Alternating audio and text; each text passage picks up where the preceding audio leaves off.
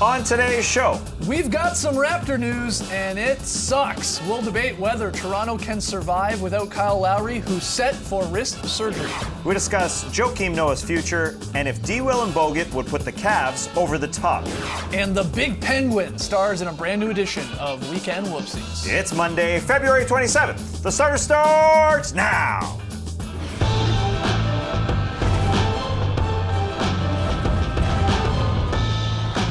Good evening, sweet world, and welcome to The Starters. Whether you're listening to the podcast or joining us live right now on NBA TV or a little bit later on YouTube, we're very, very happy to have you. I'm Jay Skeets, and alongside me, as always, that's Tats Mellis. Aren't Mondays great? To his right, the international man of mystery, taking it to the max, Lee Ellis. Friend. Lily, and last, certainly not least, over there, it is the bearded one, it's Trey Kirby. Hey-o! Hey-yo! TK, what's up? Well, I'm here at the internet looking for your best tweets at hashtag the starters. And guys, as a man who loves to get into character, you know I was super excited for the Oscars last night. Yeah, man. Just kidding. I have two kids, 2 years and under, so I haven't seen a single Oscar movie and also have zero interest in award shows. That being said, there was one category that did catch my eye. Here are the outstanding nominees for performance by an actor in a leading role. Dwayne Wade, Chicago Bulls. Paul Pierce, Los Angeles Clippers. LeBron James, Cleveland Cavaliers.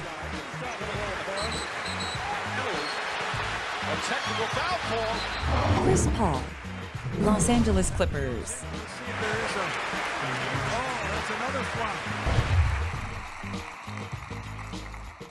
And the Oscar goes to LeBron James. That comes to us from Cycle.media, and it brings us to today's question. What other NBA Oscars should be handed out? Because we've got quite a few categories. And for instance, you could give Best Makeup and Hairstyling to Jeremy Lin. He's had quite a few different looks. J.R. Smith could take home Best Costume Design for the time he did an interview in a balaclava. I think Nick Young should win Best Original Score for the time he stole a pass, hit a game winner from his own teammate, while Best Film Editing could go to Dikembe Mutombo for the time he was sadly deleting missed dunks from his phone during the dunk contest. And of course, the runaway winner for Best Foreign Language Film, Lee Ellison's collected very solid plays. But we want to hear from you, so let us know on Twitter what other NBA Oscars should be handed out. Send us your best tweets to hashtag the starters, and we'll hear from you later. All right, get those tweets in. We got a fun show tonight. We got the up-down report. We got a new batch of Weekend Whoopsies, but we start with a little Is This News. Trey's rounded up some recent NBA headlines. He's going to pitch them to us, and we're going to determine whether or not they're actually news. Trey, first headline. Our first headline comes from CBS Sports, and it reads, Raptors Kyle Lowry to have wrist surgery. Aims to be back by playoffs. Guys, is this news? Oh boy, is this news. It is some news, but I'm not scared. I'm not scared. I think they will be fine. I think they're going to survive without him. Mainly because their schedule is quite soft. They only have 3 games remaining against top 10 offenses. They've got the 4th easiest sched, according to the NBA. And into this new Serge Ibaka, PJ Tucker era, 2 games in, their defense is really scrappy. I think it's entirely new. They're going to miss Kyle Lowry a ton on offense, but I think they're going to survive on the defensive end just because they don't have to play some great offenses. And everybody's going to chip in. This is a very deep team. Well, when you say survive, though, what does that mean? Does that mean home court advantage in the first round? Does that mean still try and get out of that 4th spot, which you don't want to be because it means you'd play the Cavs in the second round? I think home court advantage is still there for the Raps. That's where they are right now in the 4 spot. I don't think they're going to fall from there. Yeah, they're 2.5 games up, as you can see, over Atlanta. Of their remaining 23 games, 10 are at home and 14 are against teams below 500. So I think if you're the Raptors, you're saying we've got to just really focus on getting that 4th spot and then worry about health after that. The problem is perhaps this is going to put too much of a workload, though, on DeMar DeRozan offensively, and that could catch up with the Raptors. I mean, look, they've done well without Lowry here. 2 games in. Since the All-Star break. Yeah. Good wins over the Celtics, good wins They're over the Blazers. 3-0 without him, but 3-0 over the year.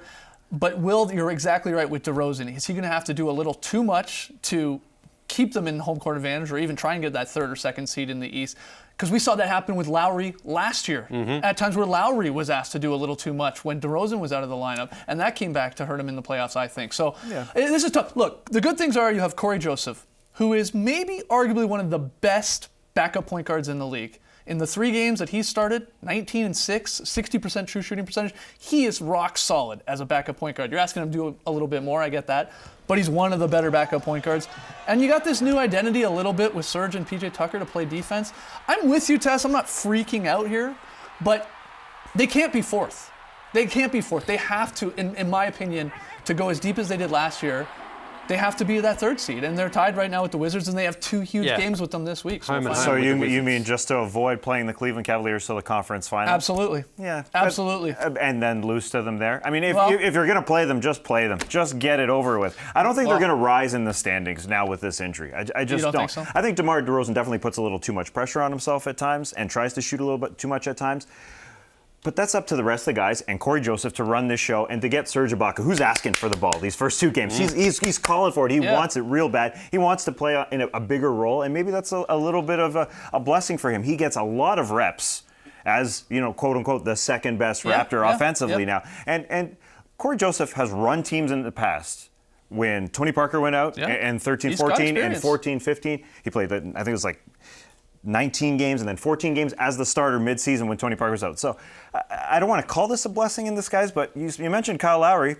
Maybe he gets the rest now. Well, the legs will be fresh. Yeah, I mean, I guess if you want to go on that, but it all depends. If they have a 5, 6, 7 seed, obviously that's terrible. Their home court advantage is a big advantage comes postseason. And one more tiny thing here. It's the elephant in the room. Kyle Lowry played in the All-Star game.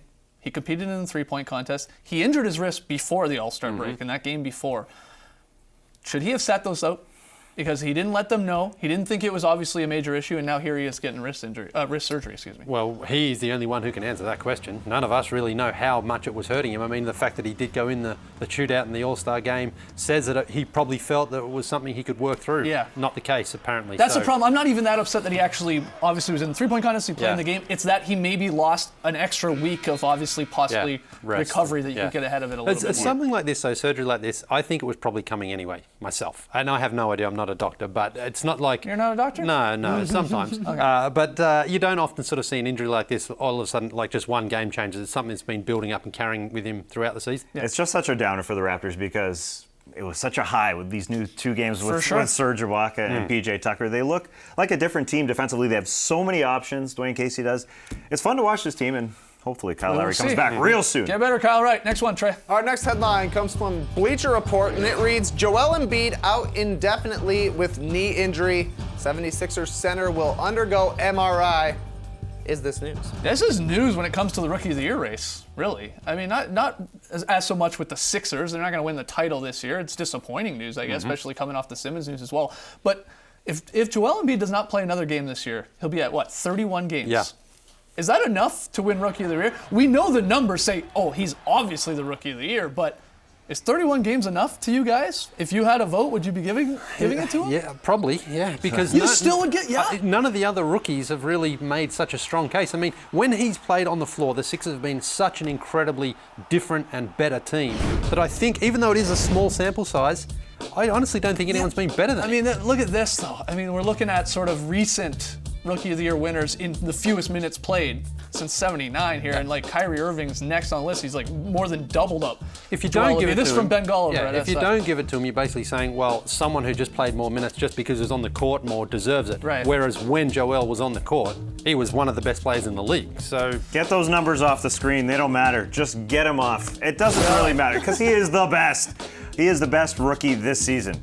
And I think those numbers... Okay, but hold on. Can I play those, one game, and if I play one game and I'm the best rookie, is that enough? That's different. So 30's enough? Well, 31? What did you do in your one game? Did you go for 40? Well, sure. I mean, Brandon Jennings, remember he had one for 55 in his rookie season. Yeah. If we stopped there, would he have won Rookie of the Year? I'm just asking. Well, Brandon Jennings didn't do what Joel Embiid has done this year. I get it. And no, I think in another year, those numbers would come into play because there'd probably be a closer second or a closer third. But there isn't a close anything. And I know we're going totally against the numbers and totally against everything that's happened in NBA history, Right. as we saw with those minutes played. But I just don't want to see them because I don't want to be swayed because that guy is the best rookie, obviously. All right, final one, Trey. Our final headline comes from the Sporting News, and it reads, Cavaliers expected to land Darren Williams and Andrew Bogut. Is this news?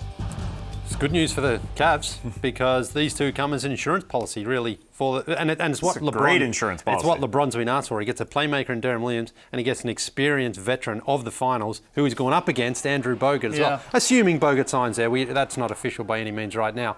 But the good thing about Andrew Bogut, even though his numbers haven't been great, he hasn't played a lot of minutes. Just coming from the Warriors, that can help in the locker room. He knows the sets they play. He knows the secrets. So he's got that intellectual. Advantage, Yeah. sure. And the Property.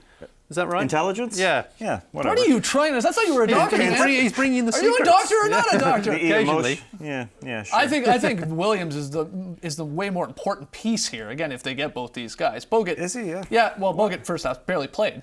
Yeah, So is he even going to give he's him anything? fresh. So do we know, like, I know the questions are being asked, does Bogut have anything left? I think it's a fair question. Yeah, but in a new scenario, a new situation where he's on a championship team, Yeah, I things are get different. it. It's sort of like Serge Ibaka. People question, does he have anything left? Well, now on the Toronto Raptors, where he's on a winning team, things look entirely different. Obviously, Andrew Bogut has less in the tank than Serge Ibaka, but this is monstrous. How pumped would Andrew Bogut be going against his old team, Oh, number one? yeah, I but I get still that. think the Warriors are the favorites. They're 8.5 games up on the Cavs, no matter what. They're going to have home court advantage. They're still the favorites. Darren Williams now, it gives them a chance to rest Kyrie if they need to. They can put him into that starting lineup. He can Yeah, play it's good for one that. or Yeah. two. He's not a Yeah. horrible off-the-ball three-point shooter. no. Darren Williams, that is a nice piece. LeBron wanted a playmaker, Yeah. and he's got one of the best playmakers in the pick-and-roll situation with a bunch of shooters in Darren Williams. That's huge. And as we said, he just had to wait, and then they went and got him. So there David you go. Griffin Very redeemed likely. himself. All right, got to take a break. When we come back, we'll discuss Noah's injury and a whole lot more in the up-down report. Don't go anywhere.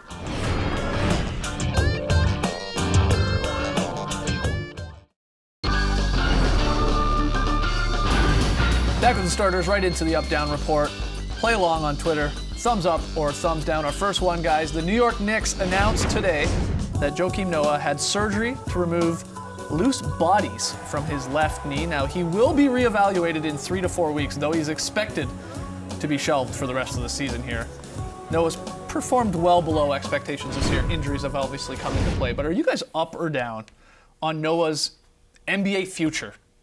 NBA future. You're still up on it. Still up. I'm still up. Still up. Yeah, How so? I'm with Trey. well, look, he only just turned 32, and I was a big fan of this signing coming in. So he's got 3 years left on his contract. He's not going to get waived, so someone is going to give him a chance to get right. He's battled a lot of injuries, and I think this is probably catching up with him from all those Tom Thibodeau years of just pounding the court. But if he can get himself why are you would up? he get better? because if he can get himself right and get himself rested, I still think he can be a valuable contributor. Maybe not as a starter, coming off the bench, and maybe just as a guy, a high-energy guy to come in for maybe 10, 15 minutes a night, but he can still give a team something. I am not optimistic. He hasn't really been the same since the secret surgery before the 14-15 season with the Bulls. They removed cartilage from the same knee he's having problems with now. They said it was bone to bone back then, and that's almost 3 years ago at this point. This is the 3rd straight season he's had affected by injury. 14-15 was the knee. Last year ended with a dislocated shoulder surgery, and now another knee surgery. That's top and bottom that he's having problems with. 32 is young for you. 32 is not young in the NBA. This is Hey, he's still 10th gonna get season paid. already. Look, yeah. I think New York's not a great city for him. I know he's from New York, and I know he's a sort of guy who gets What does that have fans to do with going. this play? I'm just saying if he goes to maybe a different situation where the expectations and the media sort of attention on him is not as great, he might be able to benefit a little bit more. I love Joakim Noah. Yeah, me too, man. we all do. Unfortunately, we're talking about a guy who's going through another surgery. You mentioned 2014.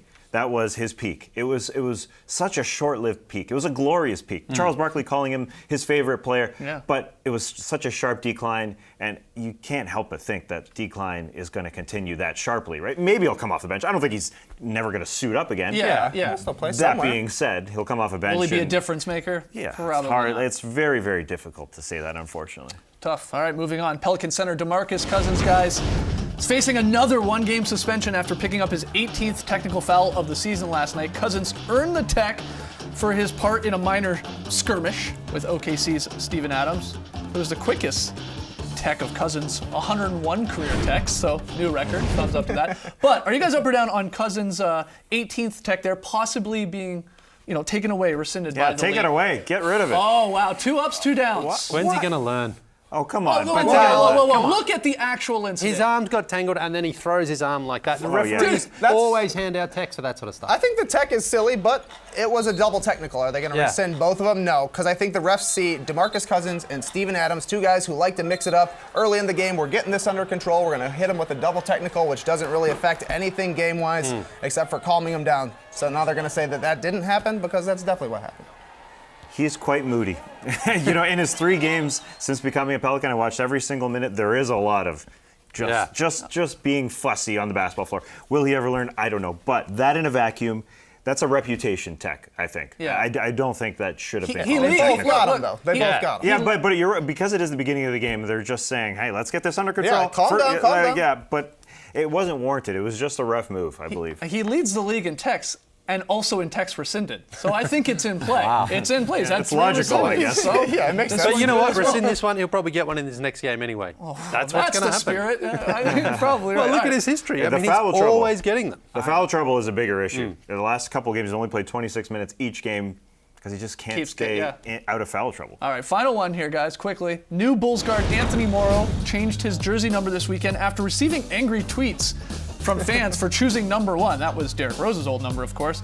He suited up with number 1 on Friday night. He didn't get into the game, so he didn't actually see it. But after checking his Twitter comments, he decided to switch to number 11. Are you guys up or down on Anthony Morrow changing his jersey number because the fans were upset? Whoa. Wow, why, Let's go to Why?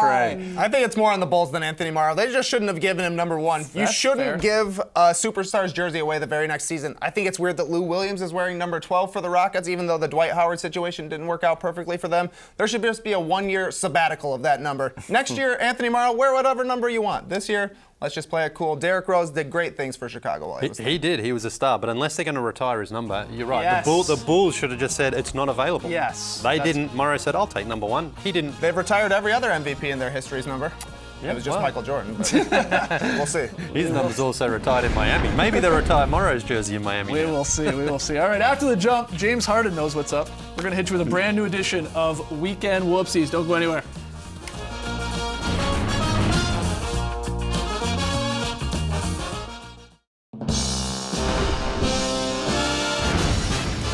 We asked you what other NBA Oscars should be handed out, like Lee winning Best Foreign Language Film.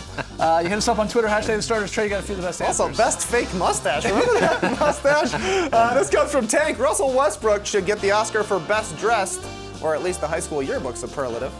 Sean says best short film, Isaiah Thomas in The Fourth. I love it. Excellent. And John says the Carlos Boozer Award for Outstanding Achievement in Sound and won!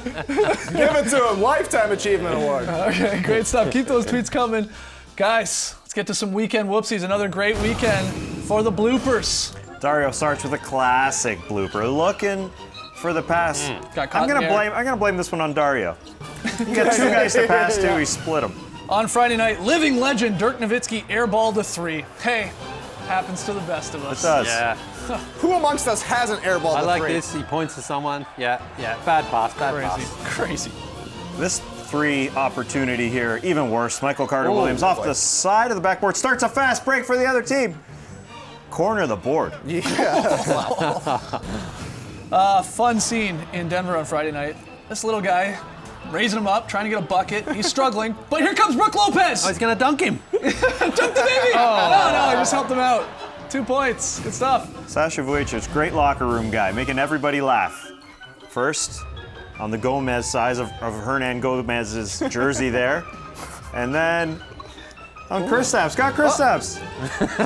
Got him hook, line, and Got zinger. him. Maybe he just wanted to touch that nice. Nice. velvet jacket. Dwayne Wade, 1 rebound, shy of a triple-double. He's going to grab it here, right? No! His teammate, Cristiano Felicio, steals it.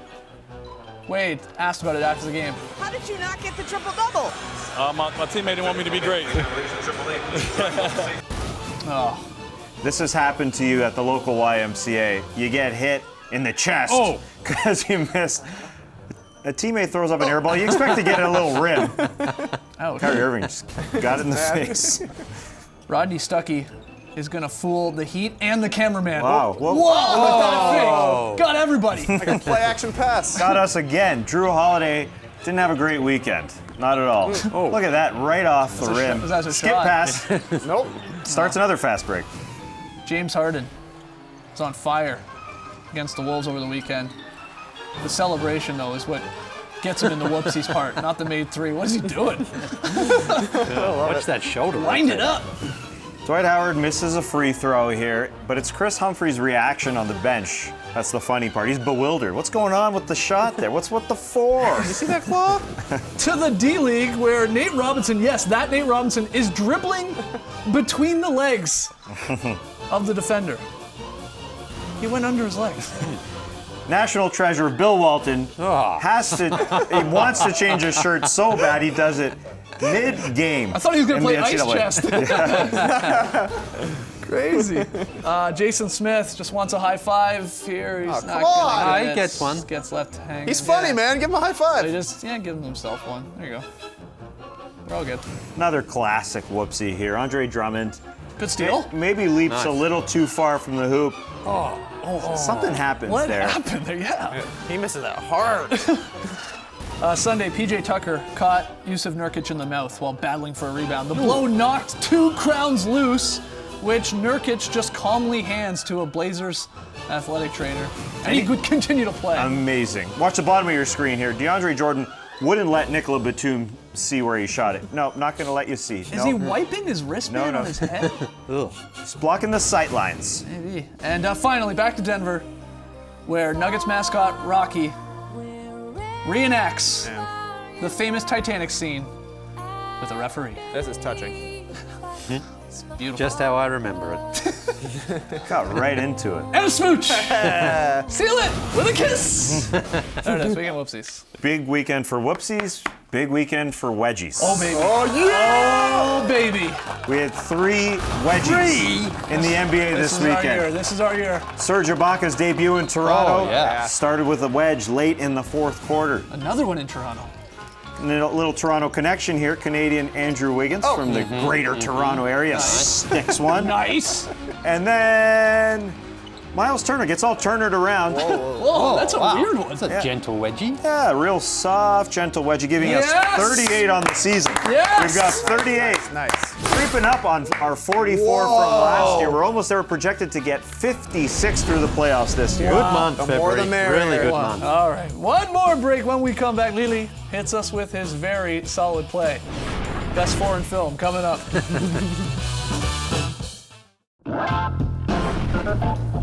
Lee, we're going to have to make the very solid play a Facebook exclusive. That's okay. It's okay. Check it out on Facebook. Tonight's pick and play. Trey, the only one taking the heat. Everybody else has the Mavericks. You guys know I love the Heat. Tonight, TNT unveils its new players-only platform where all the commentators will be former pro men's and women's players. Chris Bosh, by the way, is in studio here. Nice. Can't wait to hear him. So this should be a lot of fun. Bucks, Cavs, Pacers, Rockets. All right, tomorrow morning, the Twitter show. Join us at 11 a.m. Eastern. We'll see you then, guys. Thanks for joining us. Cross-platform promotion is a key to business. Embrace the night, people.